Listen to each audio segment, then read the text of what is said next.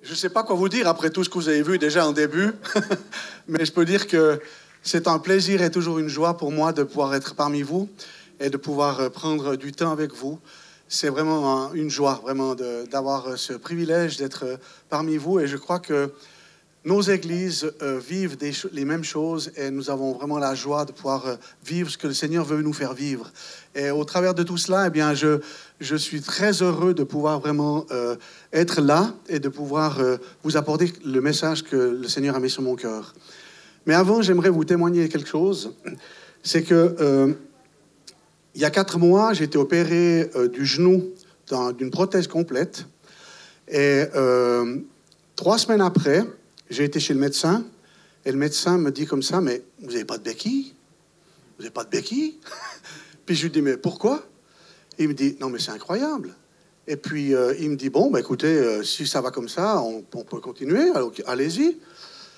3 semaines plus tard, je le vois, et puis, il y a un grand couloir, et là, il me voit arriver, il me dit, non, mais arrêtez, stop, c'est pas possible. Vous marchez, vous boitez plus, vous marchez normalement, qu'est-ce qui se passe? Puis je lui dis, vous savez, je crois que vous avez bien travaillé, et Dieu a fait le reste. Et puis, il me dit comme ça, il me dit, ouais, mais c'est incroyable quand même. Vous êtes vraiment un cas vraiment particulier parce que j'ai jamais vu une personne, après 6 semaines, marcher comme vous marchez. Parce qu'il me dit, il y a des personnes qui sont opérées, après 3 mois, ils ont encore les béquilles, ils boitent et tout. Eh bien, moi, pas. Donc, le Seigneur est grand. Mais c'est pas le seul témoignage que je veux apporter. C'était surtout le fait que quand j'ai été à l'hôpital, à la clinique, que j'étais opéré, j'étais dans mon lit. Et tout d'un coup, il y a une infirmière qui est venue vers moi.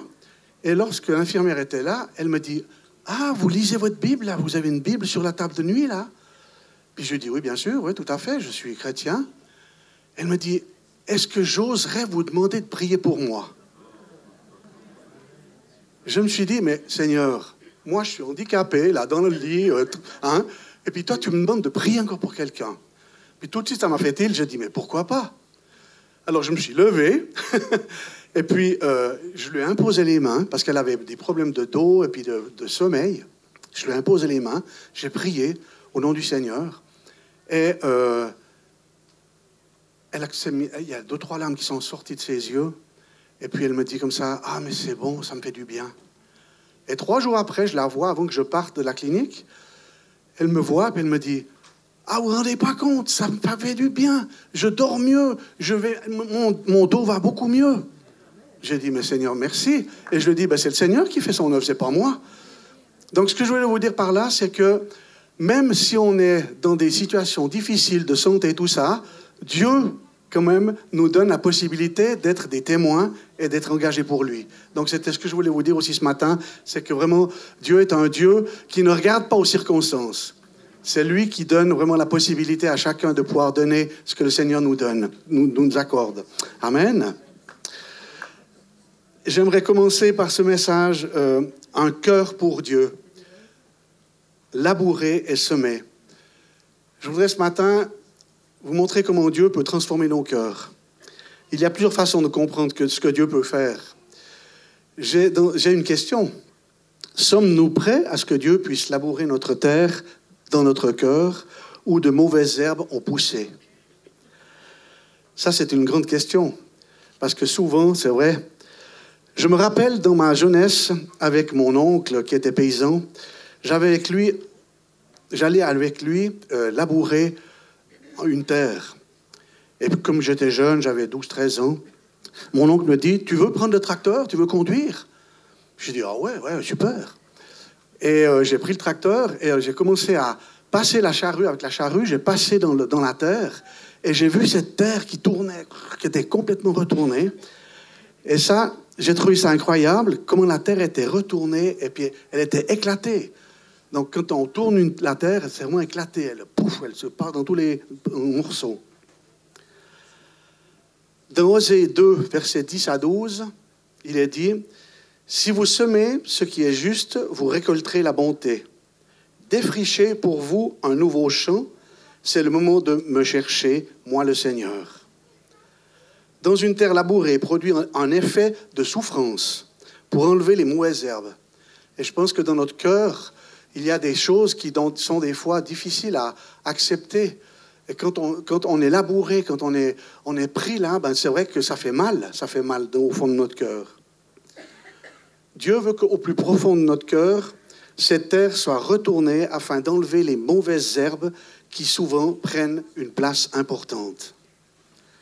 Cela demande du courage et un effort de vouloir nettoyer ce qui prend une place importante. Mais Dieu nous montre que cet effort donnera une transformation dans notre cœur afin de pouvoir récolter tous les bienfaits de Dieu. Dans Ézéchiel 36, verset 26, « Je vous donnerai un cœur nouveau et je mettrai un esprit nouveau. J'ôterai de votre corps le cœur de pierre et je vous donnerai un cœur de chair. » Notre cœur souffre souvent avec des épines, des ronces, qui nous mettent dans une attitude faussée et qui entravent notre vie. C'est vrai que bien souvent, notre cœur est pris par différentes situations qu'on ne comprend pas. On se dit, mais qu'est-ce qui se passe? Pourquoi ça me fait aussi mal? Il y a encore des cailloux aussi. Et des cailloux qui sont des fois très importants, assez gros, qui nous empêchent que notre terrain soit propre pour la bonne semence. J'ai pris plusieurs versets parce que je trouvais que c'était intéressant de pouvoir justement prendre des versets bibliques parce que la parole est la vérité. Amen. Dans Jérémie 4, verset 3, « Défrichez pour vous un champ nouveau et ne semez plus parmi les épines. » Ça, c'est pas facile hein, quand on se dit défricher, enlever les mauvaises herbes, enlever les épines et tout ça, et puis pour que vraiment il y ait une bonne terre. Pas facile. Cela nous montre que l'importance de nettoyer, de tourner la terre pour ensuite ensemencer, et cela peut prendre du temps. Le Seigneur n'est pas un Dieu pressé, comme tu l'as dit ce matin. Il prend le temps de chaque personne en son temps, et il fait en son temps. Dieu nous donne un ordre, mais ce n'est pas un ordre pour nous maltraiter, mais pour que notre terre puisse mieux respirer. Je crois que là aussi, c'est quelque chose que Dieu veut nous montrer, que notre cœur qui est des fois blessé, qui est en difficulté, Dieu veut vraiment le régénérer, il veut le transformer pour qu'on puisse vraiment avoir cette liberté. Dans Ésaïe 55, verset 7, « Quand le méchant abandonne sa voie et l'homme d'iniquité ses pensées, qu'il retourne à l'Éternel, car qui aura pitié de lui, à notre Dieu qui ne se lasse pas de pardonner. » Là aussi, c'est quelque chose, c'est un passage qui, moi, m'interpelle, et j'espère que ça vous interpelle aussi, de savoir que nous avons un Dieu qui n'est pas un Dieu père fouettard. C'est un Dieu d'amour, de bonté, de joie, qui veut vraiment nous régénérer, nous transformer. Il veut nous manipuler à quelque part, oui, mais il veut manipuler cette terre sans être maltraitant, pour qu'on puisse vraiment avoir cette possibilité de souffler. Dieu est patient. Il veut que notre cœur soit nettoyé, que les épines, les mauvaises herbes puissent disparaître, ainsi que les cailloux qui prennent beaucoup de place, afin de laisser la bonne graine pousser et se développer parfaitement. Si nous le voulons après avoir tourné la terre, Jésus, qu'est-ce qu'il va faire? Il va passer la herse pour casser les mottes de terre, et enlever tout ce qui est encore grossier et rafraîchir cette terre pour lui donner un nouveau souffle pour pouvoir bien respirer. Ça, c'est Jésus qui peut le faire. Nous, on a des mottes encore de terre qui sont là. Mais qui est celui qui est le mieux placé pour mettre sa herse et passer sur ces mottes de terre, sur ces mottes qui sont dures, qui sont avec des cailloux encore, pour pouvoir justement enlever ces mottes et puis que ça devienne vraiment respirable. Une terre qui est passée par la charrue et ensuite par la herse est totalement éventrée, aérée et ainsi est prête à recevoir la semence pour pouvoir éclore. Sommes-nous prêts à vivre cette transformation, ce nettoyage que Dieu propose pour son amour et pour être libre et avancer? L'intention de Dieu, c'est quoi? C'est que nous puissions être transformés. Ce terme transformé est vraiment quelque chose qui doit nous mettre chaque jour devant le fait de dire, Seigneur, transforme mon cœur, transforme ma vie, j'ai besoin de toi. J'ai besoin de pouvoir vivre des choses où je puisse respirer normalement, correctement, avec toute la présence de Jésus dans nos vies. Et ce cœur qui sera, oui, maltraité, eh bien, on pourra respirer, on pourra vivre ce que Dieu veut vraiment qu'on puisse vivre. Et Jésus est celui qui passe cette herse. Dans Ésaïe 61, verset 11, « Car comme la terre fait éclore son germe, et comme un jardin fait pousser ses semences, ainsi le Seigneur l'Éternel fera germer le salut et la louange en présence de toutes les nations. » Nous sommes témoins, nous sommes des enfants de Dieu. Qu'est-ce qui nous empêche de pouvoir annoncer l'Évangile? Notre timidité? Est-ce qu'on a peur de dire que je connais Jésus? Moi, le premier, j'étais aussi à dire, j'ose pas aller dire à cette personne que j'appartiens à Jésus. Et ça fait partie de la transformation. Ça fait partie de ce qu'on doit pouvoir vraiment être renouvelé, transformé, et ensuite on peut après, sans avoir cette appréhension de dire, oh, tu sais, moi je connais Jésus. Non, qu'on puisse le dire d'une manière simple. Il n'y a pas besoin de faire des théories, de faire des palabres. Non, Jésus, simplement annoncer Jésus d'une manière simple. Et les choses vont être extraordinaires, vous verrez. Ça, je vous le dis, parce que je pense que vous en avez fait déjà l'expérience, mais moi aussi. Et je crois que Dieu est ce Dieu qui veut vraiment nous donner la possibilité de pouvoir vivre ces choses d'une manière beaucoup plus intense. Nous avons un grand Dieu qui a tout créé, et c'est lui qui nous donne la vie. C'est lui qui nous montre le chemin. Il arrose nos vies tous les jours afin de recevoir la rosée du matin. Est-ce que nous voyons la rosée du matin tous les matins? Est-ce que nous sentons la rosée tous les matins? Cette rosée bienveillante, bienfaisante. Nous n'écoutons pas et faisons à notre guise souvent. Et cela nous apporte des ronces, des épines à notre vie. Et notre vie s'essouffle à force de combattre toutes ces mauvaises herbes. Là aussi, je crois qu'on doit pouvoir vraiment sentir cette rosée chaque matin. Et le matin, pour moi, je trouve que... Moi, je suis un lève-tôt. Et je trouve que le matin, c'est tellement bon de pouvoir prendre du temps devant Dieu, de pouvoir prier, lire la Bible et prendre du temps avec notre Seigneur. Il y a tellement de moments qui sont dans la journée tellement stressants, tellement on va dans tous les sens. Donc, un temps chaque jour donné où on peut le prendre. Alors, c'est clair que chacun fait comme il veut, mais je trouve que, personnellement, je trouve que le matin de bonheur, c'est tellement bon de pouvoir se reposer et sentir cette rosée qui vient de l'Éternel.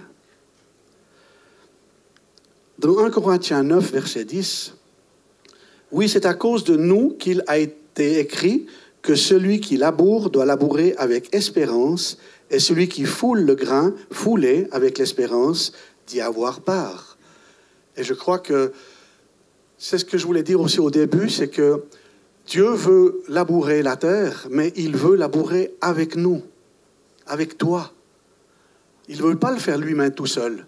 L'Éternel te demande de pouvoir labourer avec lui. Et je pense que c'est tellement important parce que le fait de travailler avec le Seigneur, bien, il y a des choses qui vont se déclencher, des choses qui vont se manifester et où on verra vraiment la grandeur de Dieu. Mais Dieu veut travailler avec nous. Il veut, comment dirais-je, il veut qu'on puisse être collaborateur avec Jésus. Ce que nous constatons, c'est que nous voulons marcher dans la lumière de Jésus. Il nous invite à passer un retournement de cette terre afin d'être libres pour éclore, porter du fruit et grandir et s'épanouir dans tout ce que nous vivons. Si nous avons la chance, la joie et le privilège d'avoir notre Sauveur et Seigneur, et si nous sommes prêts à se dire, Seigneur, transforme mon cœur, que toutes ces mottes qui sont encore là, ces épines, ces ronces, ces cailloux, je puisse vraiment maintenant passer la herse et la charrue, et qu'il y ait vraiment des transformations, une transformation dans mon cœur. Si notre cœur est transformé, eh bien, voilà ce que nous pourrons vivre. Tu peux mettre le suivant. Ce cœur, qu'est-ce que ce cœur? Un cœur épanoui. En anglais, il est dit, parce que je vais vous le dire comme ça, si vous regardez, c'est marqué honorer, exceller, avancer, rejoindre, tous ensemble. Et si on prend les premières lettres de ces 5 mots, ça veut dire en anglais earth, qui veut dire cœur. Le cœur de Dieu. Et ce que je voulais vous partager là aussi ce matin, c'est que honorer. On veut s'honorer les uns les autres. Je crois que là aussi, en ayant un cœur transformé, on peut s'honorer les uns les autres. Exceller dans le don de ce que Dieu nous a donné. Au moment où le cœur est transformé, au moment où on a des changements dans notre cœur, dans notre corps, dans notre vie tout entière, là, à ce moment-là, on peut exceller dans les dons que Dieu nous a donnés. Et je crois que là aussi, c'est quelque chose de très important, parce que Dieu nous donne à chacun des dons. Et ces dons, eh bien, on veut les manifester. Pourquoi les garder dans notre poche, quoi, hein? Et pourquoi les garder avec nous? Si Dieu nous donne des dons, exploitons-les. Il n'y a pas besoin de les garder de côté, mais soyons vraiment vigilants avec ça et prenons ces dons pour que le Seigneur puisse nous donner la possibilité de les vivre et puis que cela puisse apporter du fruit pour les autres. Avancer dans le plan de Dieu, le A. Avancer dans les plans de Dieu. Est-ce que vous êtes prêts à avancer dans les plans de Dieu? Ou est-ce que vous voulez aller d'après votre idée? Est-ce que vous êtes prêts à vous dire, Seigneur, je ne sais pas où je dois aller, mais je veux que tu puisses vraiment m'accompagner et m'aider à être dans le chemin que tu as prévu pour moi? C'est toutes des questions qu'on peut se poser. Et je crois que moi, je me les pose, et j'espère que vous les posez. Le R, rejoindre le fondement de notre Seigneur. Qu'est-ce que le fondement? Le fondement, c'est déjà la Bible. La Bible qui est vraiment le fondement sur lequel on peut vraiment appuyer toute notre espérance. Et lire la Bible, lire la Bible, lire la Bible, lire la Bible, c'est tellement important. Et vous verrez les fruits qui vont suivre.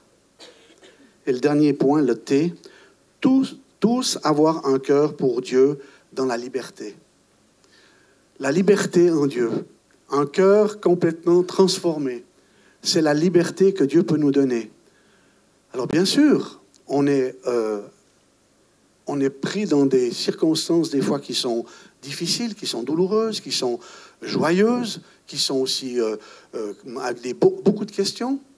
Mais Dieu veut qu'on puisse tous avoir un cœur pour Dieu. Et c'est ça qui nous donnera la liberté. Je crois que par rapport à tout cela, il y a un psaume qui dit, le psaume 121, verset 1, « Je lève mes yeux vers les montagnes, d'où me viendra le secours? Le secours me vient de l'Éternel qui a fait les cieux et la terre. » Si nous levons nos mains et nos regards vers Dieu, nous pourrons avoir du punch. Qu'est-ce que le punch? Le punch, c'est l'envie. C'est d'avoir, ouais Seigneur, moi j'ai envie d'aller là, j'ai envie de faire ça, j'ai envie de vivre ça. Donc c'est du punch. Donc on peut dire, ouais, moi j'ai envie d'avoir ce punch de Jésus. Être régénéré, nous serons aussi étirés, retournés et transformés.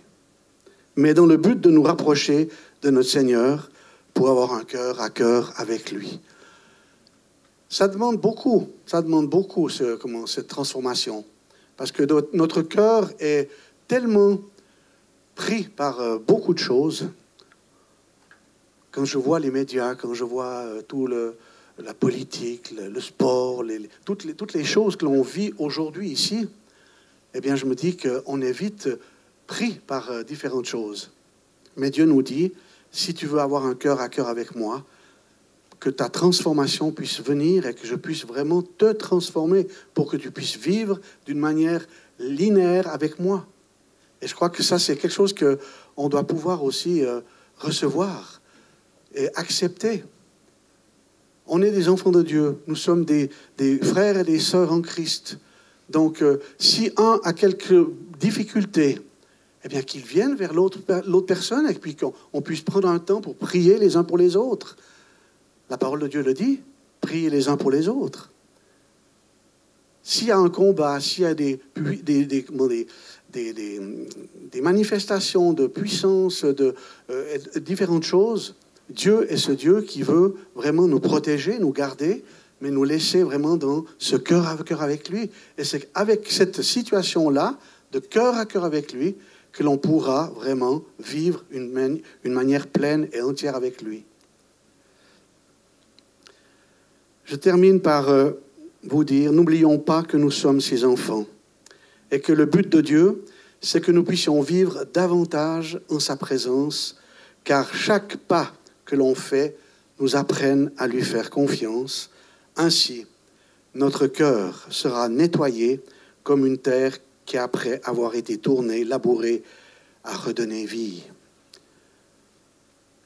Ce que je voudrais faire, c'est que j'aimerais vous encourager à vivre cette transformation de cœur pour que vous ayez cette liberté. Et je crois que s'il y a des personnes dans la salle qui sont là ce matin, j'aimerais vous dire que le Seigneur veut vous donner la possibilité ce matin d'être transformé dans votre cœur par rapport à ce que vous vivez. Donc, si vous êtes d'accord, je vais prier et j'aimerais prier pour ceux qui sont dans une situation difficile où il y a des épis, des ronces qui sont là et où il y a vraiment des difficultés. Alors, pour ceux qui sont dans cette difficulté-là, je vous demanderai simplement de vous lever à votre place et je vais prier pour vous. Alléluia. Gloire à Dieu. Alléluia. Merci Seigneur. Alléluia. Seigneur Jésus, tu vois, Seigneur, ces personnes. Tu connais leurs pensées, tu connais leur cœur, tu vois les problèmes qu'ils ont de pouvoir se libérer, Seigneur, de prendre cette charrue et de tourner cette terre qui est au profond de leur cœur pour qu'ils puissent vraiment vivre d'une manière nouvelle, respirer nouvellement. Seigneur, merci parce que tu es ce Dieu qui transforme, ce Dieu qui enlève maintenant toutes les ronces, tout ce qui pourrait entraver vraiment leur vie, leur cheminement avec toi et leur cheminement de tous les jours.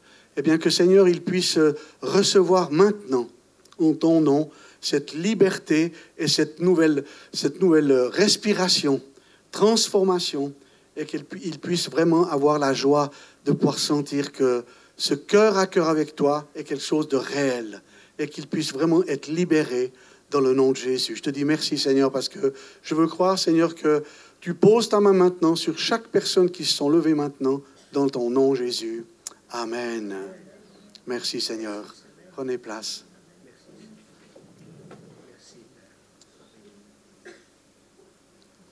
On a vécu hier matin une rencontre avec une personne d'Israël, en Israël. Il s'appelle Tony Sperognon.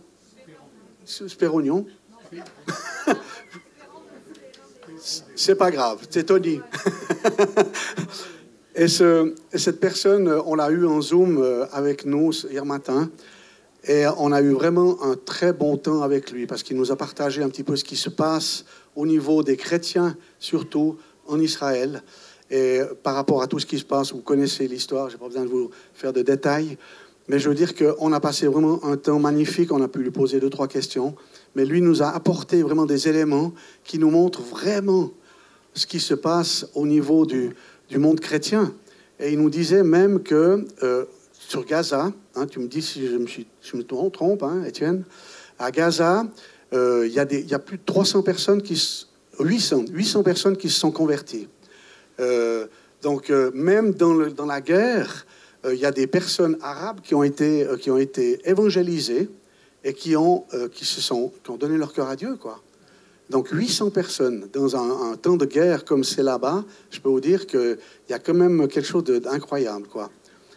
Et moi, ça m'a interpellé hier matin quand j'ai vu la situation de ce qu'il nous disait, quoi, par rapport à ce qu'il nous partageait, où il nous disait, ben, est-ce qu'on a peur de la mort? Non. Qu'est-ce que la mort pour eux? Parce que disons qu'ils la vivent tous les jours, hein. Ils voient les choses d'une manière incroyable. Et je crois que là, eh bien, ça nous interpelle aussi, en tout cas moi, c'est interpellé, mais ça nous interpelle de voir comment Dieu peut nous protéger, Dieu peut protéger son peuple, mais aussi peut protéger ses enfants sur place. Alors bien sûr, il y a des morts, mais ça, ma foi, la guerre, c'est la guerre, hein. La guerre de tout temps, dans la Bible, quand on voit aussi tous les combats, les luttes qu'il y a eu, il y en a eu des morts aussi. Et ce que je voudrais vous partager, c'était le texte qu'il nous a bénis à la fin. Il nous a bénis en nous bénissant avec une bénédiction en hébreu. Et ça, j'étais vraiment interpellé. Et ça m'a vraiment... Je suis encore ému encore aujourd'hui. Mais je trouve que c'est tellement beau. C'est tellement beau. J'aimerais vous le lire. Je sais pas, ouais. C'est dans Nombre 6, versets 24 à 26. Que l'Éternel te bénisse et te garde. Que l'Éternel fasse briller son visage sur toi et t'accorde sa grâce. Que l'Éternel se tourne vers toi et te donne la paix. Et je trouve que c'était tellement intense au niveau d'une personne qui est sur place là-bas et qui nous donne une bénédiction pour nous. Ça m'a vraiment fait chaud au cœur. Et mon cœur est vraiment, vraiment tendre pour Jésus. Et je crois que cette bénédiction, eh bien, c'est pour ça que je voulais vous la lire ce matin, parce qu'elle peut aller pour vous aussi. Soyez vraiment bénis. Amen.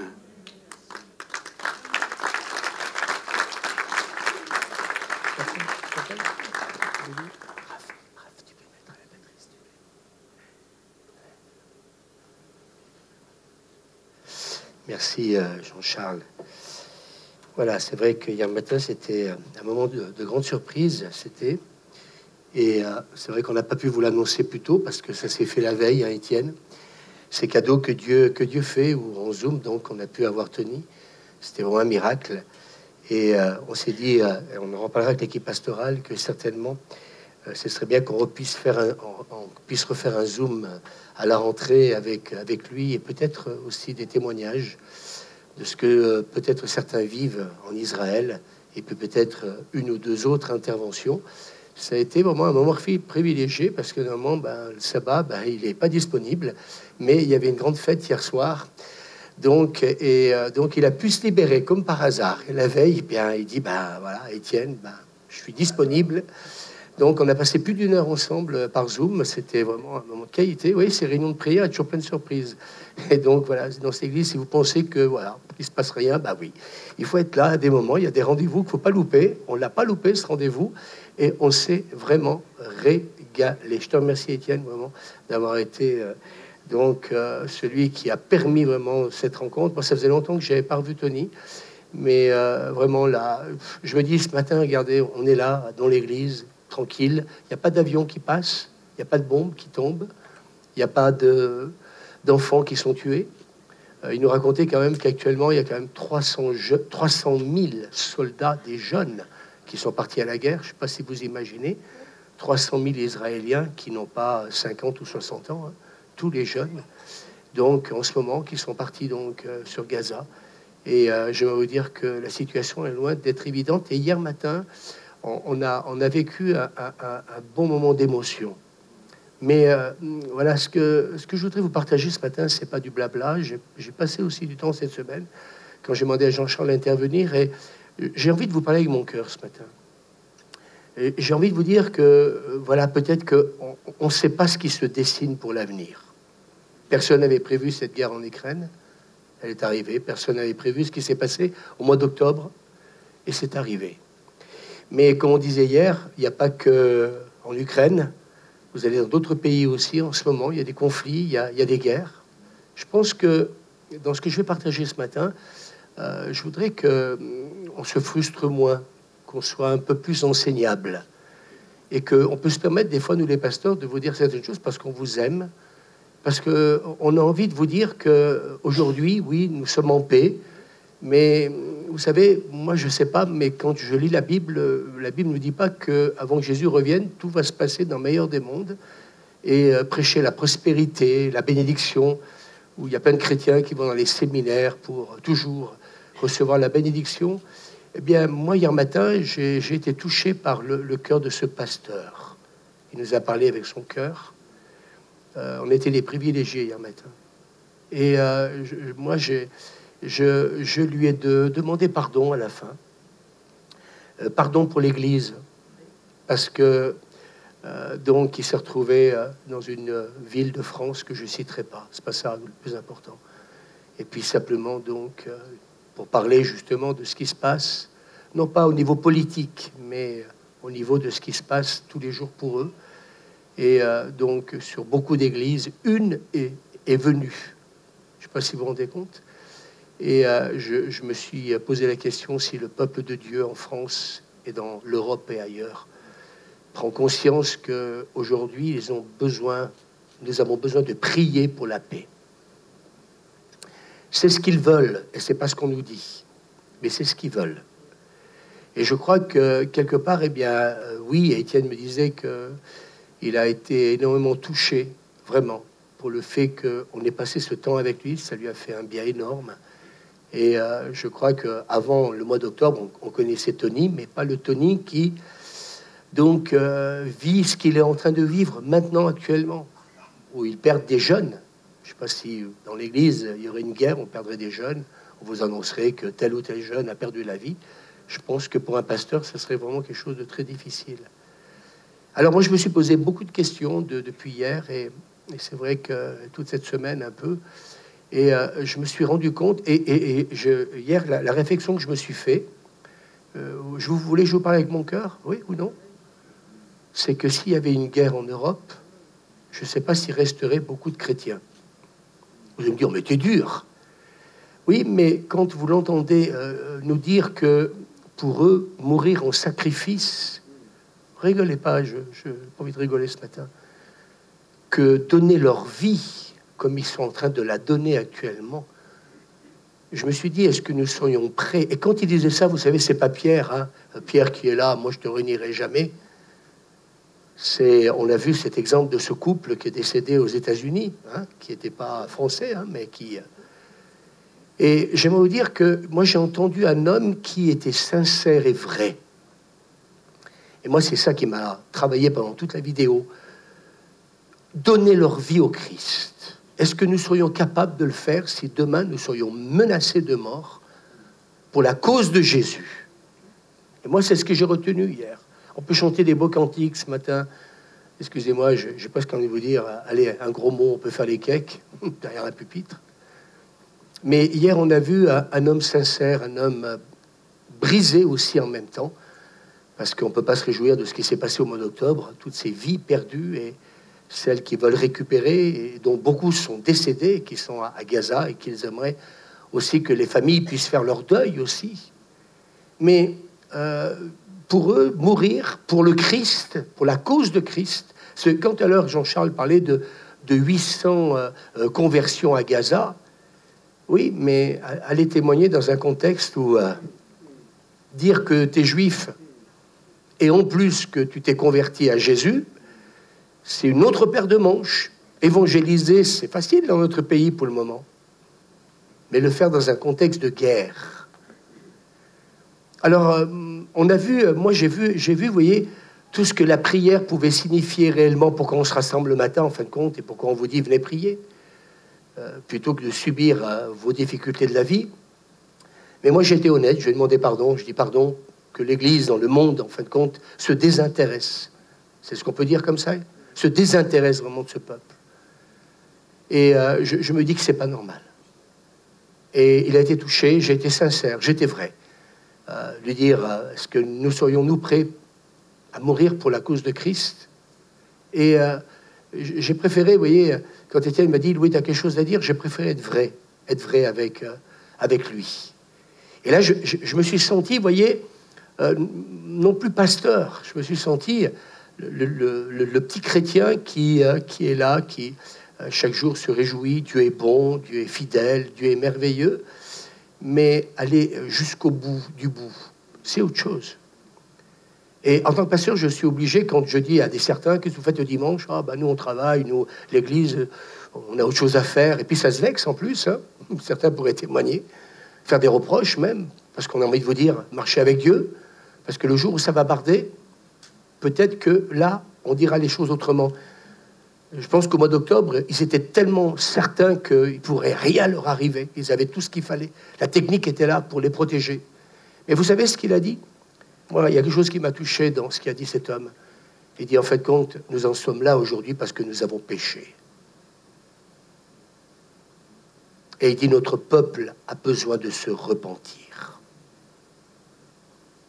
On est, vous voyez, on est carrément dans un autre monde ici quand on est en train de dire à certains, n'abandonnez pas la foi. On le vit très mal, on le prend de haut, hein, Jean-Charles. Comme si on avait autre chose à faire que faire des reproches aux chrétiens. Mais quand on ne les voit pas venir rendre grâce à Dieu, quand on ne vient pas remercier Dieu d'être en vie, d'être en bonne santé, ou même malade, mais venir pour donner la gloire à Dieu, moi ça me dérange qu'on le prenne de haut.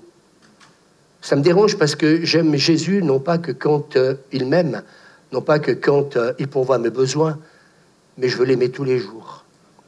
Et hier, on était devant un miroir. Et le miroir, lui, ne peut pas mentir. Il va révéler ton visage, ce que tu es. Et je crois qu'avec Dieu, on ne peut pas mentir à Dieu. Tel que tu es, Dieu le voit. Et je suis surpris que certains ne viennent jamais aux réunions de prière à des enseignements de disciples. Oui, vous n'en avez pas besoin. C'est certain, c'est pour les pasteurs. J'ai envie de vous dire, ce matin, je parle avec mon cœur. J'ai envie de vous déranger. J'ai envie, quelque part, que vos consciences se réveillent.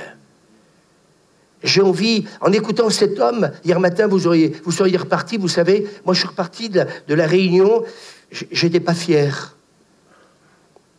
Je suis reparti de la réunion où j'avais envie de pleurer, j'étais bouleversé. Et puis un homme qui proclame sa foi, un homme qui est prêt à mourir pour Jésus, un homme qui témoigne dans un contexte difficile.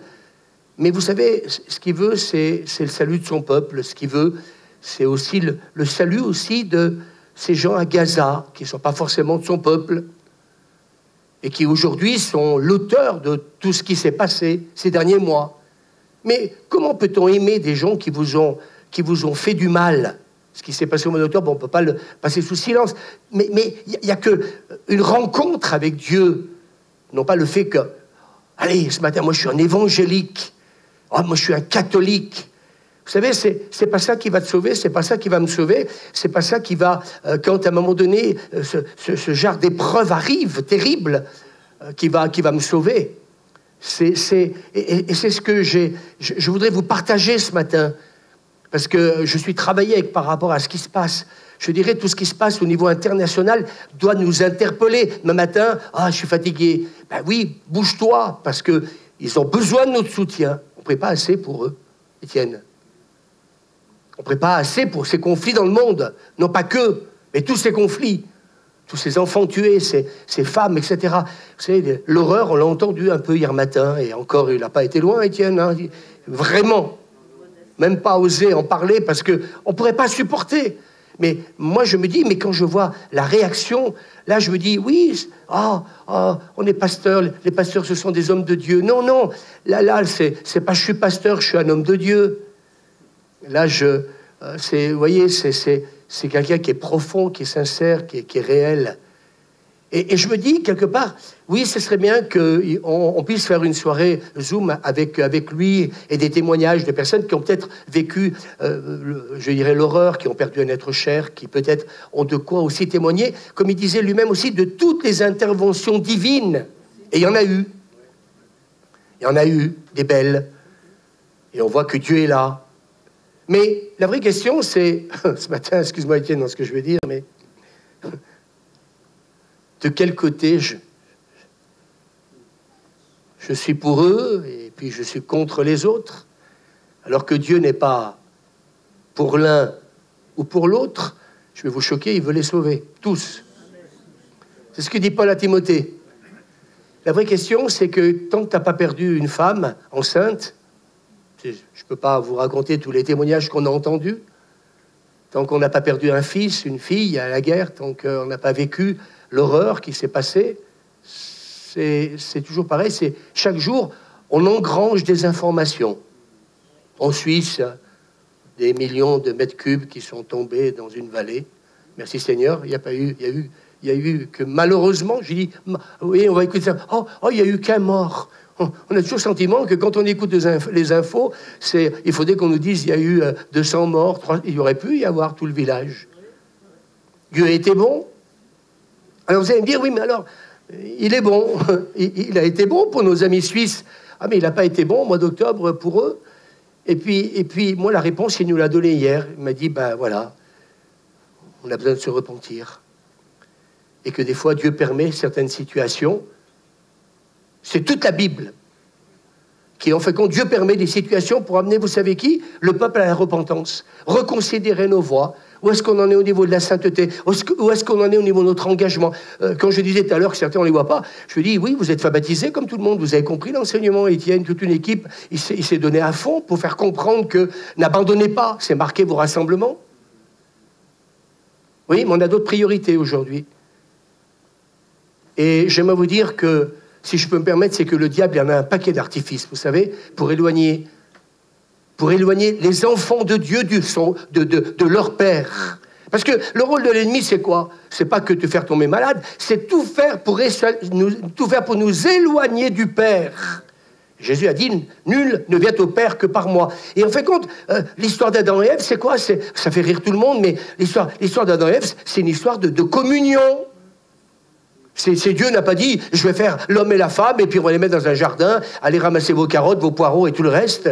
C'est pas ça l'histoire d'Adam et Ève. L'histoire d'Adam et Ève, l'histoire de la création, qu'on y croit, qu'on n'y croit pas, qu'on se moque ou pas, mais j'en ai rien à faire. C'est l'histoire d'une communion. Dieu veut créer l'homme et la femme, les animaux, tout ce qu'il a créé, en fin de compte, pour notre bien à nous. Mais entre les deux, eh bien, il y a des choses, eh bien, qui peut-être... eh bien, on néglige parce que peut-être que nous en connaissons trop, nous en savons trop. Peut-être que, oui, peut-être que notre péché à nous, c'est de trop en savoir. Et moi, j'aimerais vous dire ce matin, et je le dis avec mon cœur, je veux moins en savoir, mais le peu que je connais, plus le vivre. Il y a des gens, ils font tous les séminaires. Ils ont une tête comme ça, ils en savent plus que moi. Même des gens qui ont fait l'école biblique, j'en ai connu des tas, ils en connaissaient un rayon.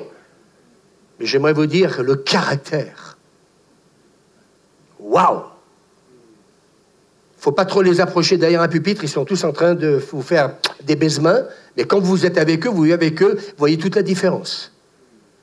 Et je me dis aujourd'hui, c'est qu'est-ce qu'on a envie? Est-ce que ce qui se passe actuellement dans les nations doit peut-être, ce matin, j'ai dit que je parlais avec mon cœur, eh bien, nous interpeller une fois pour toutes. Se dire, est-ce que c'est le Dieu distributeur, le Dieu tiroir-caisse, le Dieu qui mérite toute la louange, toute la gloire? Moi, quand je vois des personnes qui font des formations, certains vont me tuer, et puis ils réfléchissent et doivent se faire baptiser. Non, mais écoutez, excusez-moi, mais j'ai envie de vous dire, dans quel monde vivons-nous? Est-ce que je dois venir dimanche prochain à l'église? Mais la question ne se pose même pas. Ta place, et Tori a dit, est dans l'église. Ta place, elle est avec tes frères et sœurs. Ta place, c'est là où Dieu envoie la bénédiction. Mais vous lisez la Bible comme moi ou pas? Bon, ça, bonsoir, je viens de vous dire, mais c'est là où Dieu envoie la bénédiction quand on est ensemble. Nous, on l'a compris, Dieu nous a fait la grâce de le comprendre il y a 48 ans en arrière. Et j'aimerais vous dire qu'à chaque fois, Dieu nous a fait sortir de nos épreuves avec Suzanne parce qu'on avait besoin de vous, en fin de compte, besoin des autres. Parce que rien n'est facile dans les familles, parce que rien n'est évident. Et moi, j'ai envie ce matin de dire, Jean-Claude, on lâche rien? Pas vrai, Lucie? Raphaël? Moi, je me laisse conduire ce matin. On fait ce qu'on a dit, Jean-Claude? Alléluia! Est-ce qu'il y a un microte par là? Moi, vous savez, si vous voulez attendre le réveil, ben vous allez attendre pendant 10 000 ans. Moi, je veux le vivre maintenant. C'est pour ça que je prêche, maintenant. Je veux voir une intervention divine. Alors, on me dit, ce matin, Jean-Claude, il a mal au dos, etc. Oh, qu'est-ce qu'on fait? Oh, que Dieu te bénisse. Non! Lucie, tout à l'heure, elle était là, à côté de moi, elle me dit, Louis, j'ai une de ces migraines. Là! Ben oui! Faut annoncer l'évangile. C'est le moment où Dieu veut confirmer sa parole. C'est le moment où il faut être audacieux. Comment t'as fait ça, Jean-Claude? Comment t'as fait? Bah, viens, là. Regardez. Non, mais le miracle, il vient comment? Oh, il faut qu'un homme de Dieu vienne. On va lui imposer les mains, regardez. Mais non, tout se passe avec Jésus. Ça se passe dans la simplicité. Allez, je vais cracher par terre. Et là, et là. Oh, c'est dégueulasse. Ouais. Eh bien, oui. Allez, jette-toi dans l'eau du Jourdain, dégueulasse. Oh, moi, me jeter dans l'eau dégueulasse. Eh bien, oui, et c'est là que t'es guéri. Et Lucie, tout à l'heure, me dit, ça y est, ma migraine. Alléluia. Elle est là. Ça va y aller, maman. Allez. Et on prie pour que la guérison se termine. Tout à l'heure, il disait, ça se détend, ça commence à aller mieux. Eh bien, on veut pas du mieux, on veut une bonne guérison. Allez, déclare de ta bouche des choses. Alléluia. Oh, rababa. Boubou.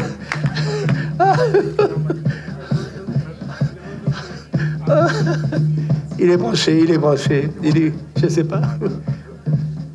Attends, fais-moi jouer ici. Oui, il est branché. C'est eux qui sont pas branchés là-bas. Oh, rababa. Joël, est-ce que tu m'entends? Amen. Alléluia. Je déclare ma guérison. Au nom de Jésus. En dansant, Guérison en dansant, pour Lucie. En dansant. En dansant. En dansant. Oh. Allez, levez vos mains vers lui. On est en direct de la Cité Lumière. La migraine, Lucie, c'est parti. Alléluia. J'ai besoin de Hélène avec moi, là. Ah, vraiment, là, Hélène. Allez, Hélène, viens là. Il y a besoin d'un soutien. Ça, c'est l'église. C'est là où Dieu envoie la bénédiction. On a besoin de frères et sœurs. Ils ne pouvaient pas faire ça ce matin. Regardez un peu. Voilà, si quelqu'un veut poser ses mains sur son dos, va là-bas à côté de lui, là où il y a l'onction. Là où il y a l'onction. Va là, Marie, va là où il y a l'onction. Va prendre là où elle est. Si quelqu'un a besoin de guérison, venez toucher nos amis. L'onction, ça se communique. Amen. Elle témoignera. Venez toucher nos amis, ceux qui ont besoin d'une intervention divine. Allez, venez. Il y a l'onction, là. Voilà. Vous voulez un réveil? Eh bien, il ne va pas venir comme vous le pensez. Avec, faut faire comme ça. Non, faut faire comme Dieu veut. Il va nous faire sortir de nos habitudes, nos traditions. Il va faire des choses nouvelles. Alléluia. Regarde-le. Voilà, parce qu'il n'est plus en train de regarder sa douleur. Il est en train de regarder à Jésus qui guérit. Voilà, regardez. Ça fait 3 jours qu'il souffre, 1 semaine, je crois. Alléluia, on vient à l'église et on participe ensemble à la guérison au miracle. Avec les jeunes, voilà les enfants, venez aussi nous rejoindre. Participez à la bénédiction, à la guérison. Voilà, venez bénir, voilà. C'est là où Dieu envoie la bénédiction. C'est là où Dieu envoie la bénédiction. C'est bon de demeurer ensemble. C'est là où Dieu envoie la bénédiction. Guérison.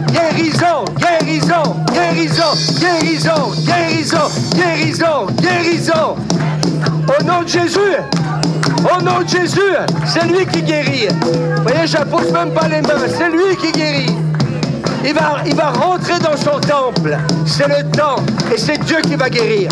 Ce matin, il ne pouvait pas faire ça. Regardez de vos yeux ce que Dieu est en train de faire. Et ça peut se communiquer tous les dimanches. À nous, dans cette foi corporative, cette grâce, cet amour pour ceux que nous aimons. Avec la musique, alléluia, qui accompagne la foi en onction, en action. Tout à l'heure, je disais à Jean-Claude. Amen. Dis au Seigneur, je ne veux pas repartir d'ici avec ma douleur. Je ne veux pas repartir d'ici malade.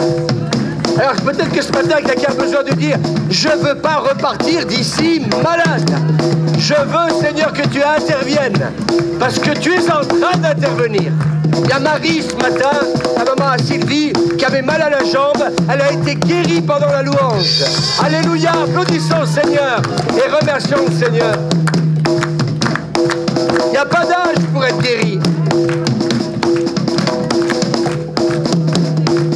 Pourquoi?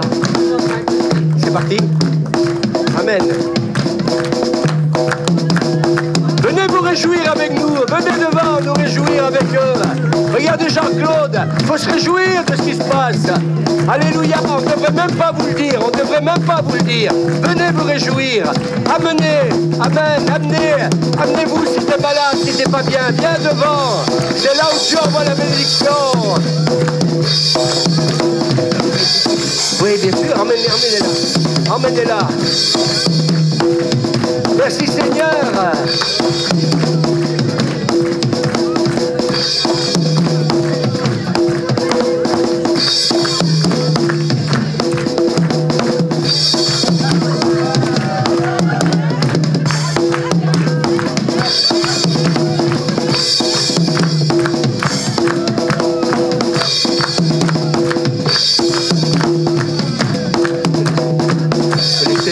Faut laisser.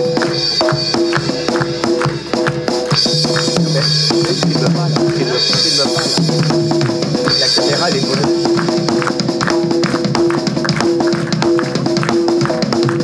Jean-Claude, victoire, Jean-Claude, lève les bras, tenez-lui les bras, alléluia.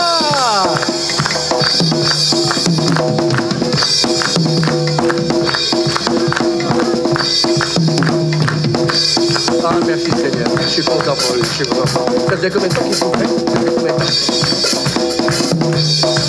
Wow. Depuis lundi dernier, il avait mal. Depuis lundi dernier. Vous vous rendez compte, il a souffert pendant une semaine. Et il vient à l'église. Amen. Et c'est là où Dieu intervient. Amen, Suzanne. Jean-Charles. Regardez. Amen. Alléluia. Pose ta main. Pose ta main. Merci, Seigneur. Au nom de Jésus, la guérison, dites avec moi, la guérison,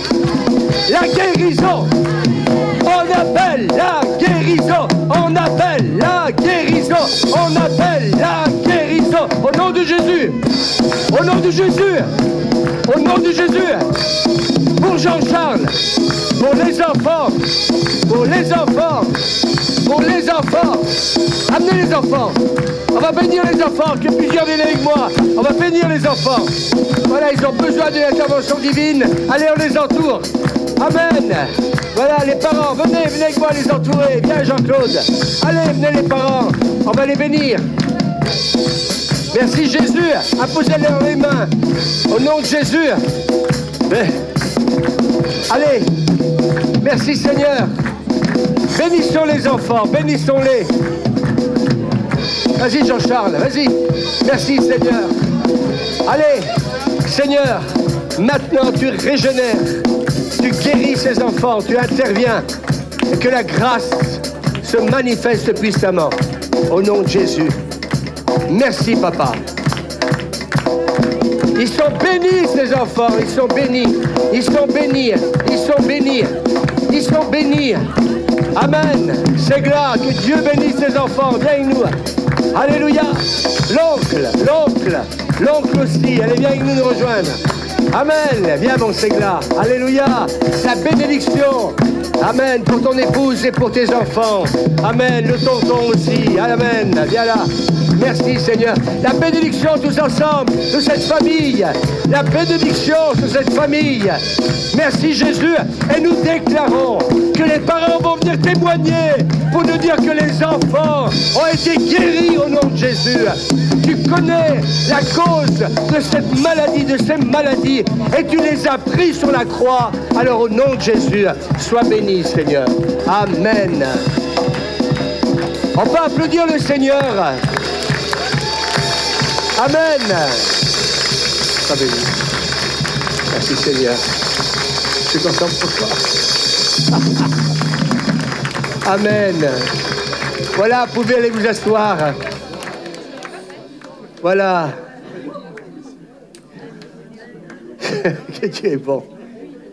Il y a Lucie qui est contente parce que depuis lundi, son mari était pas bien. Il va pouvoir à nouveau aller couper le gazon, faire le ménage et l'aspirateur. Oh, mais que Dieu est bon. Vous savez, Dieu veut nous guérir justement pour ça. Amen. Gloire à Dieu.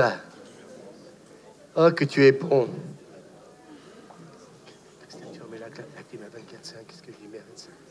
Merci Jésus. Gloire à Dieu. Merci Seigneur. Ça fait du bien ou pas? On peut applaudir Jésus, hein, vraiment. Voilà. Il y a Marie qui a été guérie de sa jambe. Il y a aussi Sarah, lève-toi, qui a été guérie de mal de tête, je crois. C'est ça, une grosse migraine, hein, c'est ça? Waouh, plus que ça. On peut bénir le Seigneur. Voilà, je crois que ça fait depuis quelques temps que je dis que c'est le temps vraiment le temps de Dieu. Amen. On va mettre ce texte biblique, Jean-Frédéric, s'il te plaît. Et vraiment, vous savez, tout à l'heure, quand j'ai été bénir Jean-Claude et Lucie, à un moment donné, vous savez, d'habitude, j'aurais imposé les mains, puis après, je serais parti. On est resté, je sais pas moi, presque tout le temps de la prédication de Jean-Charles. Et je sentais qu'il fallait pas qu'on lâche. Et puis j'étais là, vas-y, allez, en partant de ta guérison, lâche pas, dis au Seigneur, je partirai pas d'ici sans être guéri. Ça, c'est nouveau, ça. Ah, mais je suis malade. Non, je partirai pas d'ici. Amen, sans que tu m'aies béni. Est-ce qu'on peut le dire ce matin? Quelqu'un a envie de se lever et dire, je partirai pas d'ici sans avoir été béni, guéri, délivré. Je veux mon travail, Sarah. Seigneur, je suis venu ce matin. Je veux ce travail. Alléluia. Mes petits-enfants, hein, Rachid, allez, alléluia. Ce matin, on a prié pour eux. Et nous croyons que Dieu est intervenu.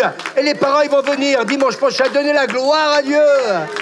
Non pas un homme, non pas une église, mais la gloire à Dieu.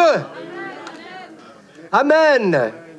Alors tout à l'heure aussi, il a dû croire que je l'avais oublié, il a dû se dire « Oh, merci Seigneur, il m'a oublié. » Ah non, non, le Seigneur n'oublie jamais ses enfants, jamais.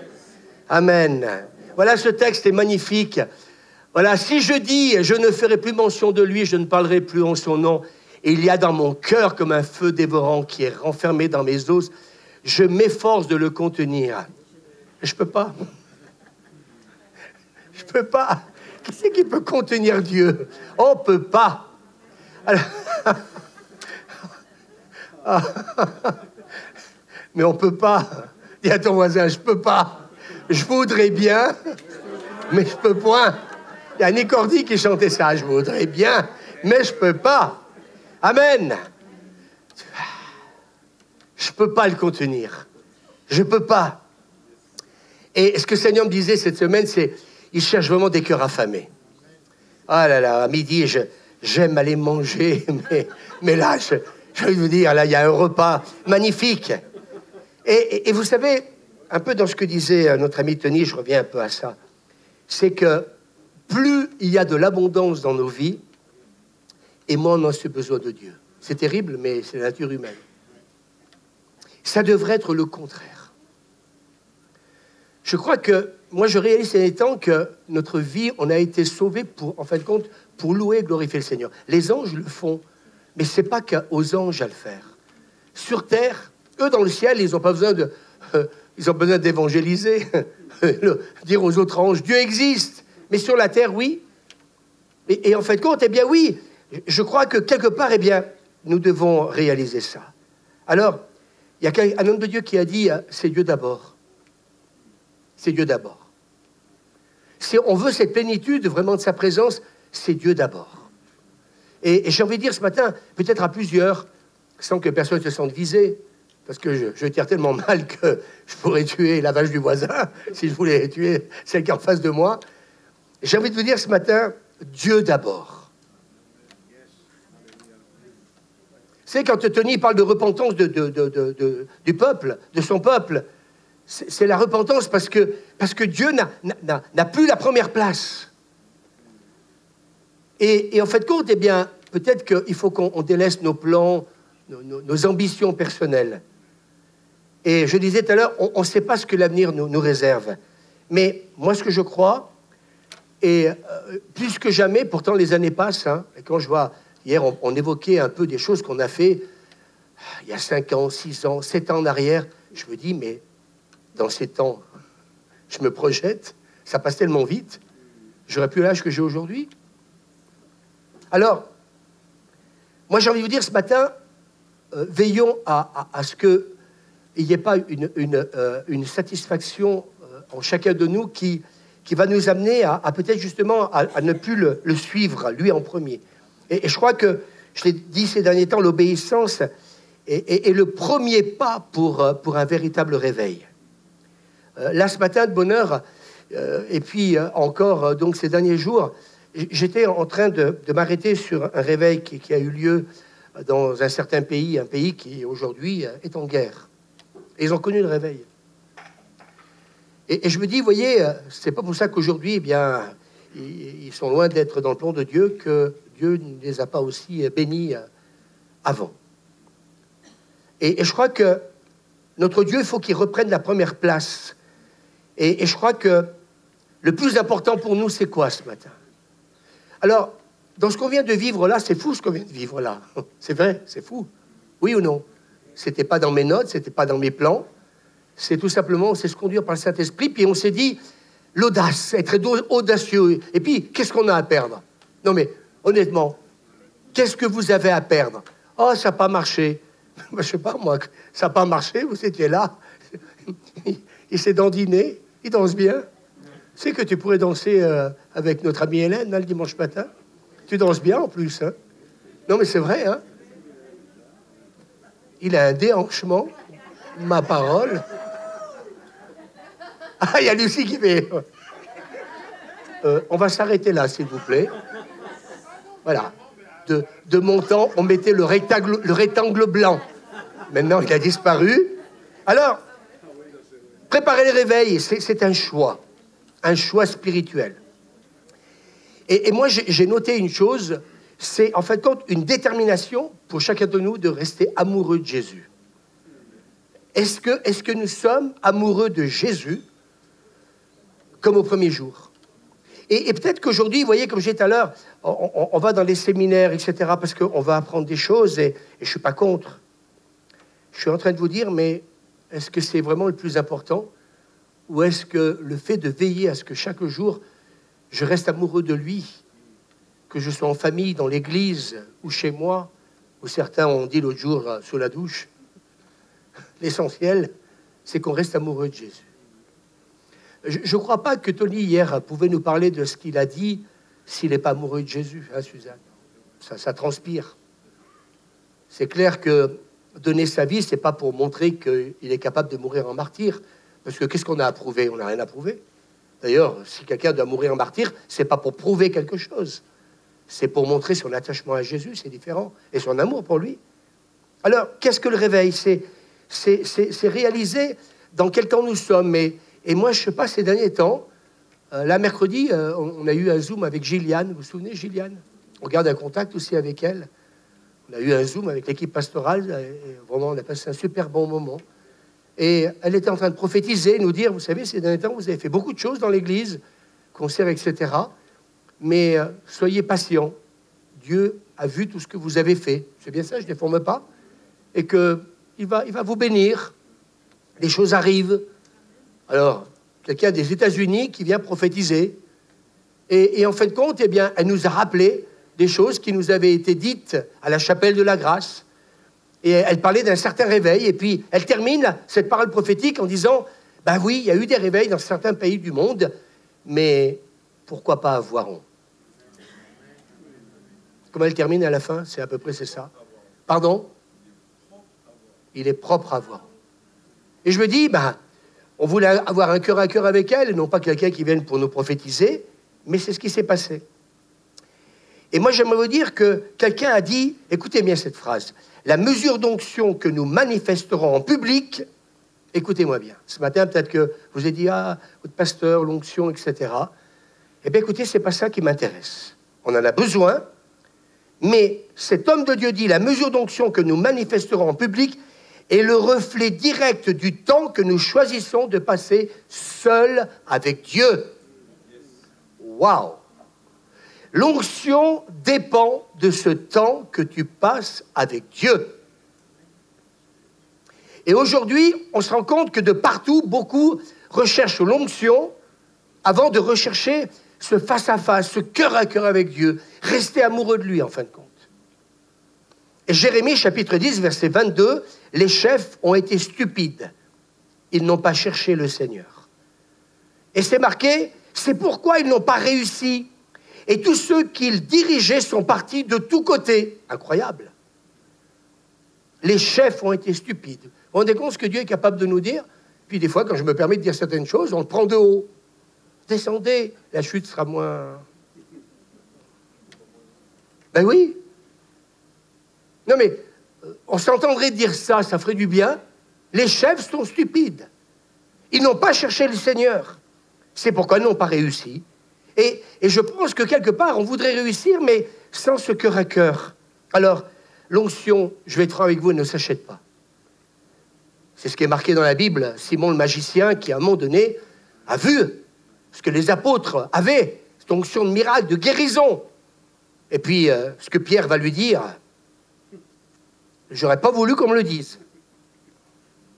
Mais, mes amis, vous voyez, et puis des fois, oh, les pasteurs, il faut que vous soyez gentils, hein, faut pas... Non, ben là, il n'y a pas question de gentillesse. C'est mon vieux, tu veux acheter le Saint-Esprit avec de l'argent, mais est-ce que vous vous rendez compte de la folie de cet homme? Des fois, on dit des choses, il vaudrait mieux se taire, même si les pasteurs peuvent vous déranger. Il vaudrait mieux se taire, des fois, et réfléchir après, peut-être se dire, il a peut-être raison. Alors, l'onction ne s'achète pas, elle se reçoit dans l'intimité. Et en fait, quand je me suis posé la question ces derniers temps, pourquoi l'onction s'en va? Et à ton voisin, pourquoi l'onction s'en va? Et vous savez ce que, en fait, compte, eh bien, le Seigneur lui a répondu. Allez, qui c'est qui a une réponse? Pourquoi l'onction s'en va? Allez, les élèves. Le professeur vous demande pourquoi l'onction s'en va? Parce que quoi? Il y a un microte? Parce que quoi? Est-ce qu'il est branché? Il est branché. Parce que... On n'a pas de relation. Quelqu'un d'autre encore?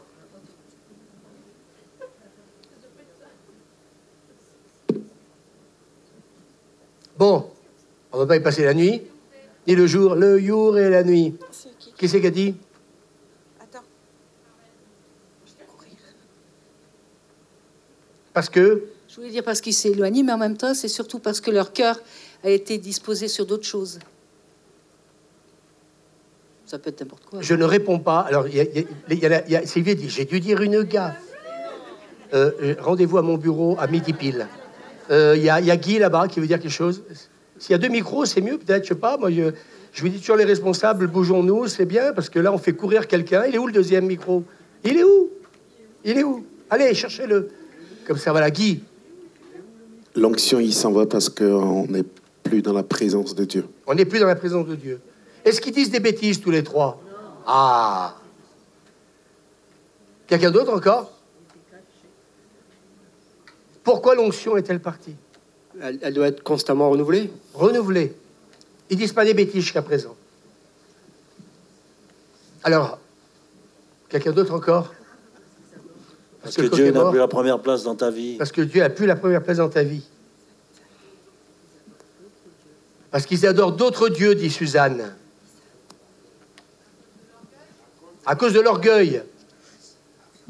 Parce qu'ils pêchent. Parce qu'ils pêchent. Avec Joseph. Dans les étangs à Oyeux. Parce qu'on désobéit. La Parce qu'on désobéissance. Parce qu'on désobéit.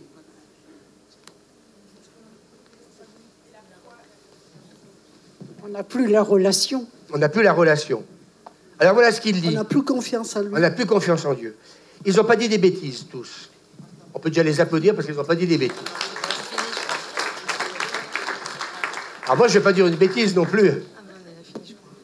Et le Saint-Esprit lui a dit, écoutez bien, vous cherchez une expérience et moi, dit le Seigneur, je veux une relation. Vous recherchez une expérience et nous avons connu ça dans une ville de France il y a 40 ans, 30 ans en arrière, où on a vécu un déversement du Saint-Esprit exceptionnel. Mais qu'est-ce qu'il est resté de ce réveil? Il s'est arrêté de la même manière qu'il est arrivé. Parce qu'en fin de compte, eh bien, c'était des expériences que les gens recherchaient, mais non pas une relation avec Dieu. Je voudrais vous dire, pourquoi je partage ça ce matin? J'y ai passé du temps aussi.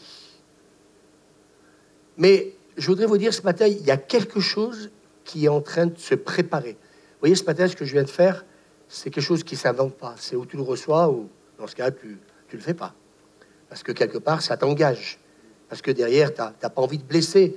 Tu as envie que la personne soit guérie. Et c'est là que quand j'ai prié pour Jean-Claude, je suis resté presque une demi-heure tout à l'heure, eh bien, à être avec lui, nous battre ensemble. Pour moi, c'était important de le faire. C'est dire, Seigneur, en fin de compte, je me suis rendu compte, et à un moment donné, je lui ai dit, je ne sais pas si tu l'as entendu, Lucie, excuse-moi, mais devant tout le monde, j'ai de reconnaître que j'ai dit à ton mari que je l'aimais. Non, mais je préfère mieux que tu sois au courant que j'aime ton mari.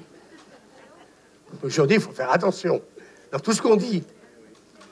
Mais j'ai senti cet amour de Dieu qui venait pour moi. Et le but, c'était pas dire, guéris-le comme ça, on va en mettre plein la vue à l'église. C'est à un moment donné, je me suis dit, il souffre. Lucie me dit, ça fait depuis lundi qu'il avait mal. Ce matin, elle a failli pas venir. Et Lucie me dit tout à l'heure, écoute, je pense que oui, on va rentrer parce qu'il a trop mal. Alors, vous voyez, tout ça, voilà, c'est pas une expérience qu'on veut avec Dieu, c'est une relation. 2 Chroniques, chapitre 15, verset 12, ils prirent l'engagement de chercher l'Éternel, le Dieu de leur Père, de tout leur cœur et de toute leur âme. Ils prirent l'engagement de chercher l'Éternel. Je ne sais pas ce matin, mais je pense que Jean-Charles sera d'accord avec moi, mais on ne pourrait pas prendre aujourd'hui, là, on est le combien? On est le 1er juin. Est-ce qu'on ne pourrait pas prendre une décision tous personnelle en disant, mais prenons l'engagement de vraiment de chercher l'Éternel. Mais non pas le chercher parce qu'il faut le chercher, mais parce qu'on veut lui dire qu'on l'aime, parce qu'on veut une véritable relation avec toi. Alors peut-être que ce matin, quelqu'un me dit, mais pour moi c'est difficile. Eh bien, j'ai envie de te dire, le même hargne qu'on a eu tout à l'heure dans ce combat qu'on a mené pour que Dieu intervienne pour Jean-Claude, peut-être que ce matin, je ne sais pas ce qu'on veut dire ce matin, Suzanne sera d'accord avec moi, c'est arrêtons des spectateurs, quoi. Je veux ce matin, je veux prendre la décision, je ne veux pas repartir d'ici, je veux prendre l'engagement de te chercher. Alors ça veut dire que s'ils ont pris l'engagement de chercher Dieu, c'est parce que ils ne le faisaient plus. Oui ou non? Le but du Saint-Esprit, quand Dieu vous envoie un pasteur pour vous exhorter ou vous dire certaines vérités, c'est toujours pour vous ramener à lui, c'est pour qu'à nouveau, ce soit un temps d'engagement, de décision. Parce que la nature humaine, nous sommes des êtres fragiles. On est capable de dire à Dieu plein de choses, et puis le lendemain faire le contraire. Alors un pasteur témoigne, il dit, je n'oublierai jamais les scènes glorieuses auxquelles j'ai participé. Et il dit, en fait, compte, moi, ce qui m'a touché quand il parle du réveil, il dit, mais c'est voir ces foules, la faim et la soif spirituelle qu'ils avaient. Moi, quand on me parle de l'Afrique, et des fois, eh bien, honte à nous, mais voilà, et Hélène nous en parle, mais ils ont cette réputation de... Vous savez, les églises africaines en France, elles dérangent parce qu'ils font beaucoup de bruit. La Cité de Lumière pourrait très bien leur convenir, parce qu'au moins, par la grâce de Dieu, on a des voisins qui sont conciliants. C'est vrai ou pas? Alors, j'ai envie de vous dire ce matin, vraiment le Dieu des Wesley, des Finney, des Moody, de Evan Roberts, j'ai envie de dire ce matin, Dieu n'a pas changé. Dis à ton voisin, il n'a pas changé. il est toujours le Dieu du réveil. Mais moi, j'aimerais vous dire ce matin que le manque de réveil n'est pas forcément le fait que Dieu est absent. Mais c'est parce que parfois, on n'est pas toujours prêt à le recevoir. Et moi, je voudrais vous dire ce matin, est-ce qu'on pourrait peut-être s'exhorter et dire, préparons-nous à accueillir sa présence. Il arrive, ça vient. Et moi, j'ai envie de vous dire ce matin, eh bien, c'est un appel à revenir à lui et se tenir à ses pieds, comme Marie.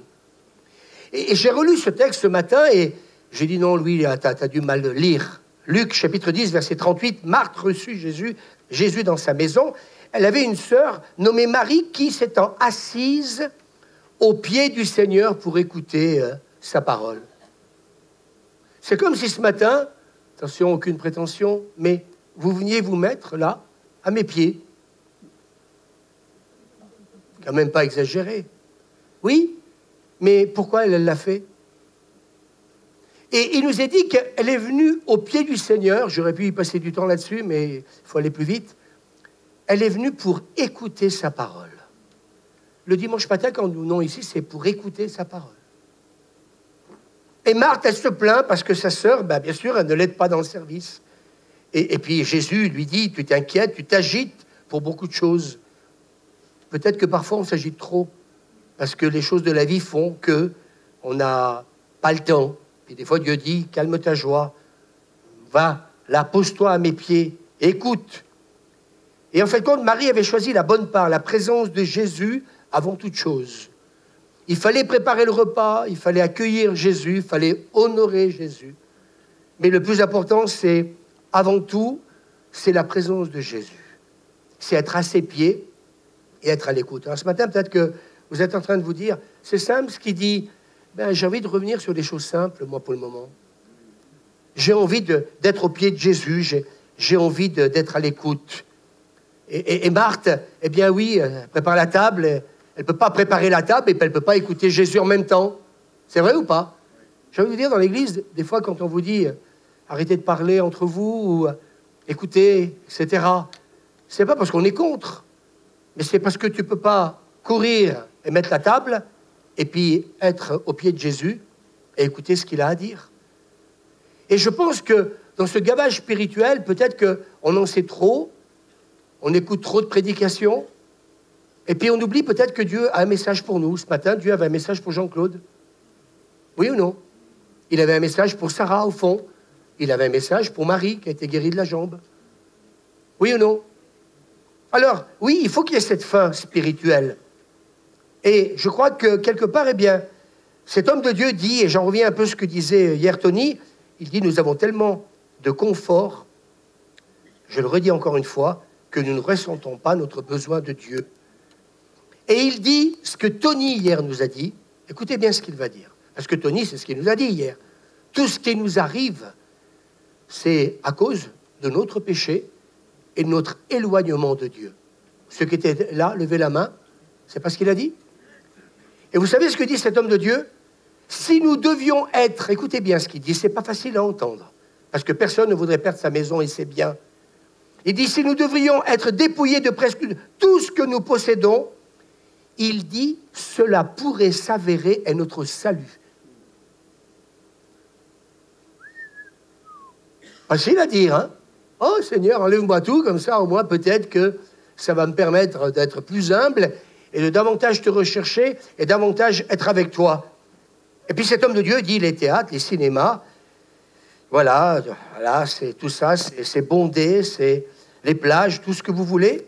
Il dit, mais les églises, elles ne se remplissent pas pour autant. Et puis, il donne l'exemple de ces gens qui restent debout pendant 3 heures pour écouter l'évangile. Debout.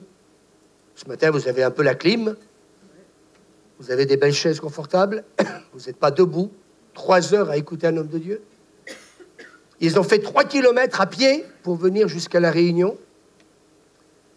Et il dit, en fin de compte, eh bien, c'est très simple. Quand on a tout ce qu'il faut, c'est parce qu'on n'a pas faim de Dieu. Hier soir, il paraît qu'il y a eu un sacré match de foot.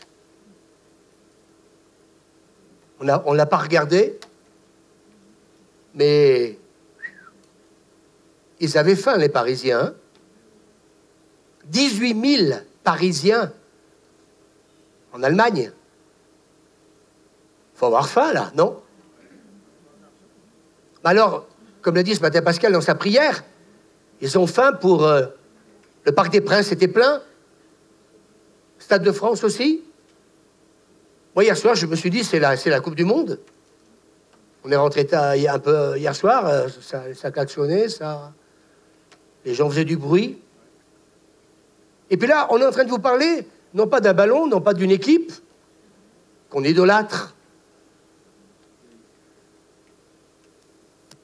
Pas de foot, pas de salut, je pourrais presque dire.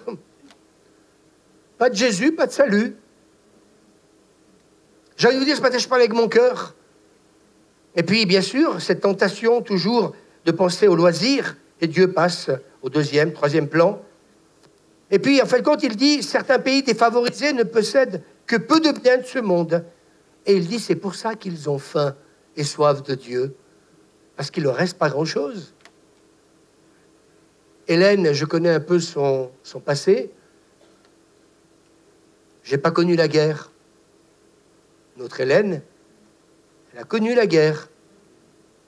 Elle a vu des morts. Elle a vu l'horreur.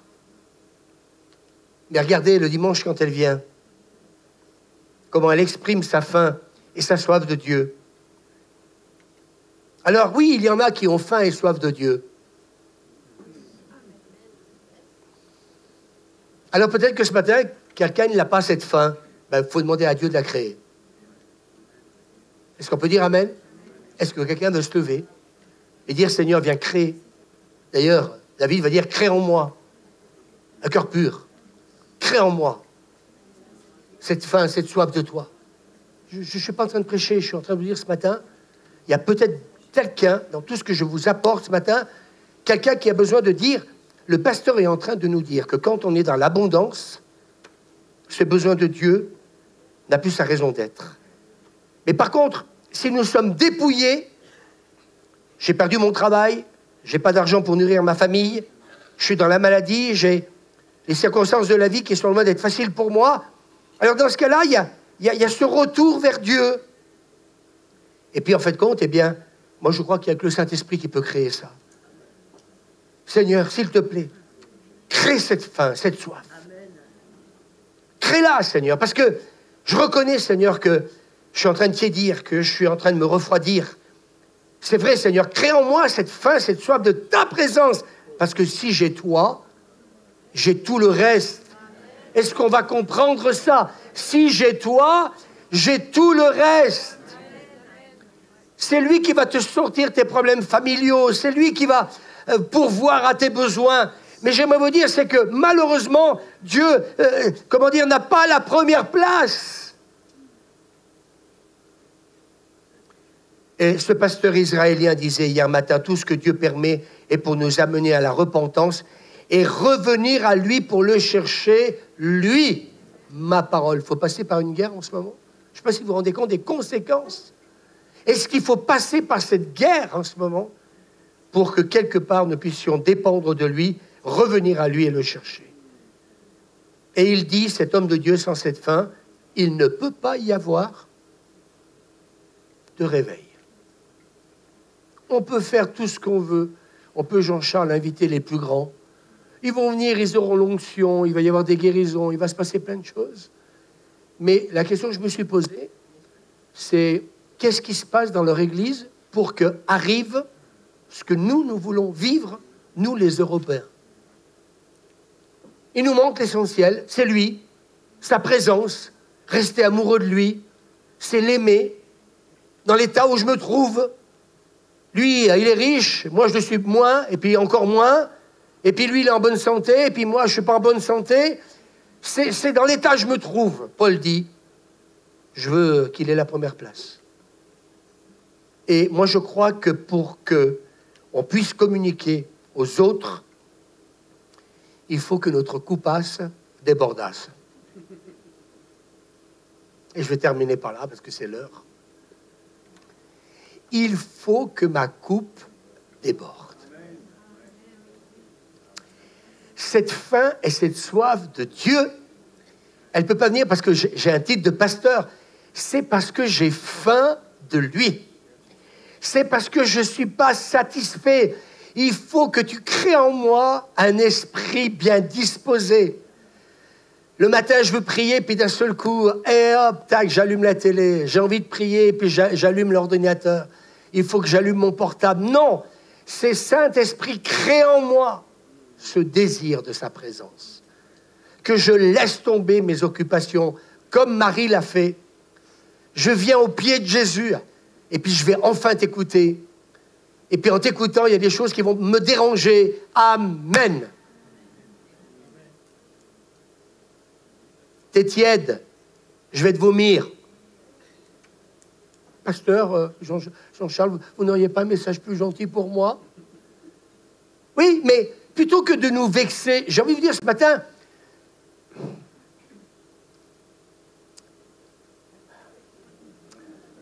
la vexation, ce n'est pas un don spirituel. On ne peut rien dire, ça se vexe. T'es tiède. Oh, Jésus m'a fait un reproche. Mais est-ce que vous croyez que notre plaisir, c'est de faire des reproches? Mais plutôt si Jésus dit, t'es tiède, ah, peut-être que je vais réfléchir. Parce qu'il ne l'a pas dit à Jean-Charles, il me l'a dit à moi. Alors si t'es tiède, et que Jésus dit, bien le reste risque d'être moins bon, alors ça veut dire, si je suis tiède, Seigneur, alors crée en moi une soif plus grande de ta présence. Oh, Jésus m'a fait un reproche, le pasteur m'a fait un reproche. Non, c'est pour que tu arrêtes d'être tiède et que tu deviennes un bouillon. Qui c'est qui a envie d'être un bouillon? Plutôt dire, ah, il fait des reproches. Non, je sais pas que c'est à faire, moi, de faire des reproches.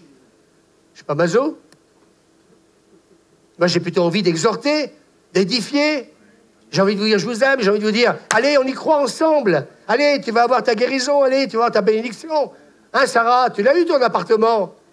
Hein? Enfin. Enfin. Et on n'aura plus nous casser les pieds. Enfin. Merci, Seigneur. Heureusement qu'elle me connaît, hein. Ceux qui ne me connaissent pas, ils disent, oh là là, le pasteur, elle lui a cassé les pieds pendant 2 ans. J'étais obligé d'aller à un magasin, là, comment ça s'appelle? J'ai acheté des chaussures. Chez Besson. En 2 ans, j'en ai acheté des chaussures à cause de Sarah, qui m'a fait marcher. Non, demandons à Dieu de créer cette faim. Amen. Et puis le psaume 23, tu oins d'huile ma tête, et puis ma coupe, elle débordasse. Hein, vous savez, la petite goutte, la gougoute, la petite gougoute qui va faire déborder le vase. Et quand on était là tout à l'heure, c'est vrai ou pas? Ça, la gougoute, il y en a qu'on la goutte, on peut prier pour vous, et puis la gougoute qui fait déborder le vase. Et moi, j'aimerais qu'on termine ce moment en disant, Seigneur, crée en moi la soif, que j'arrive le dimanche matin. Oh, bonjour, comment tu vas? Fous-moi la paix. Je veux être en communion avec lui. Tout le reste, tu m'appelles dans la semaine, tu m'invites à manger, tu me téléphones, tu me raconteras ta vie si tu veux. Mais maintenant, j'ai soif de toi. J'ai prié dimanche passé, crée en moi une sainte satisfaction de toi. Dimanche prochain, on va venir en courant, en basket tous. On va courir dans l'église. De partout, ça va courir. Alléluia, gloire à Dieu. Les gens vont arriver, ils vont dire, mais qu'est-ce qui leur arrive? Ils sont fous, ces Gaulois. Oui, de Jésus. J'ai ma coupasse qui débordasse. Je n'en peux plus. Vous avez vu le premier texte? Tu peux le remettre, le texte du départ. Ne peut pas contenir Dieu. Alléluia. Alors, j'ai envie de vous dire ce matin, Véronique, je vais te le dire à toi.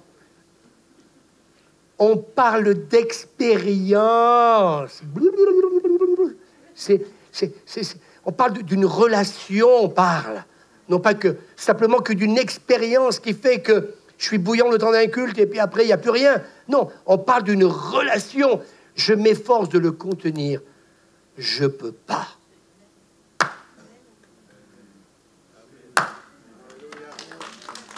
Je m'efforce de le contenir. Mais avant, il faut remplir le récipient. Il est vide, là, mais il faut le remplir avant s'il est vide. Si tu n'as rien, tu n'as rien. Mais si tu le remplis de Dieu, ça va débordasse. Et ce matin, on a vécu un moment de folie.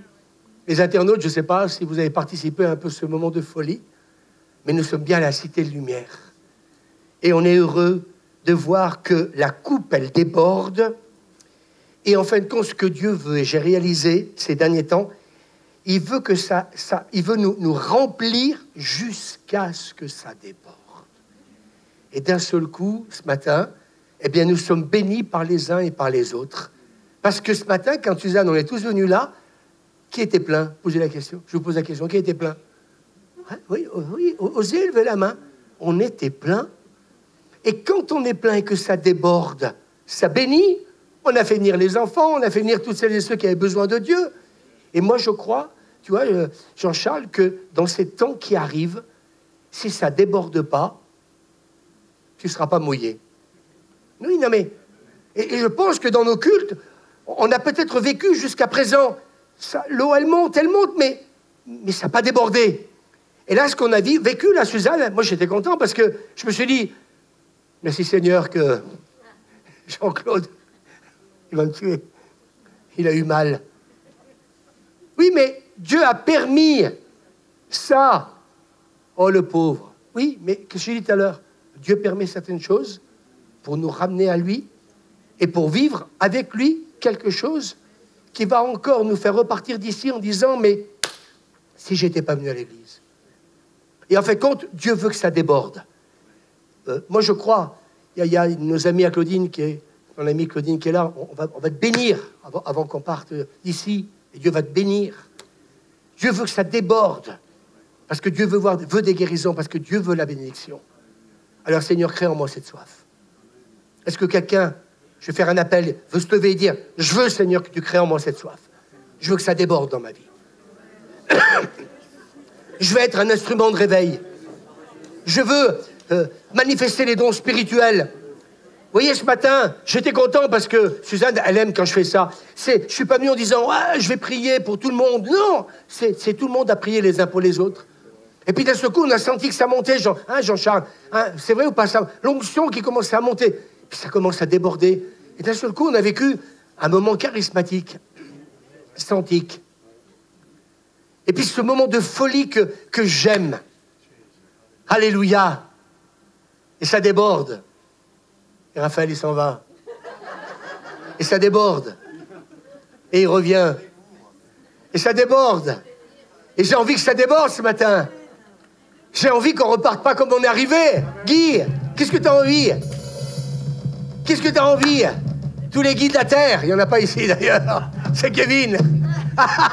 Tu vois, ça déborde tellement. Il y en a avec moi, à côté de moi. Ah.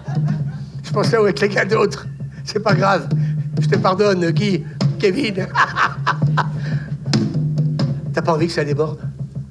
Pourquoi il est venu dans notre église?